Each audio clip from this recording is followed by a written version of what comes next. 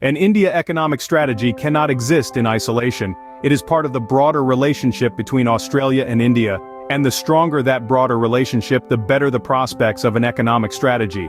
India should be seen not only as an economic partner but also as a geopolitical partner. Just as the structural complementarity of our two economies lies at the heart of the economic relationship, so also are we seeing a growing geopolitical complementarity between Australia and India. This chapter examines the basis and prospects of Australia's strategic partnership with India. It does not make recommendations, since it is beyond the scope of this report. It is intended to locate the economic strategy within the broader context of the shared geopolitical interests of Australia and India.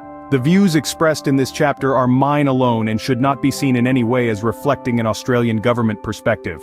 India is today in the midst of a major geopolitical repositioning, as it discards its old non-aligned movement rhetoric, pursues a hard-headed national interest-based policy, and builds stronger strategic ties with a wide range of countries including the United States and its allies in the region, especially Japan.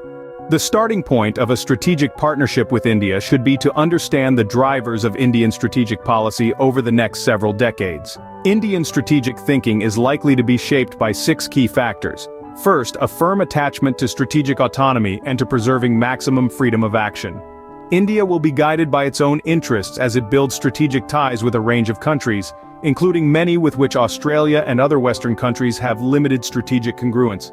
Second, deep strategic competition with China, not just as a neighboring state but also in relation to China's broader regional ambitions and influence. Third, India is showing a growing level of comfort in increasing strategic cooperation with the United States and its allies in the region such as Japan and Australia. India is not about to become an ally of the United States or anyone else, but the combination of strategic congruence and shedding the straitjacket of non-alignment has created the space for deeper collaboration. Fourth, India is likely to continue to support a liberal international order, although that will not extend to support for United States exceptionalism. Also, India will want the international order to better reflect the power distribution of the contemporary world. India will not be bound by rules in which it had no say in establishing. Fifth, India is committed to increase significantly its defense capability to buttress its strategic autonomy. This will add to its strategic weight. It wants to import less defense equipment and produce more domestically, including through joint ventures.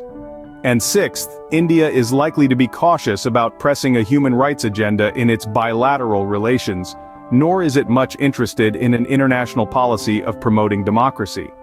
Moreover, it will hold to this caution notwithstanding its own considerable domestic credentials in relation to human rights and democracy. How will these drivers play into the agenda of strategic cooperation between Australia and India? The Australia-India strategic relationship stands on its own merits.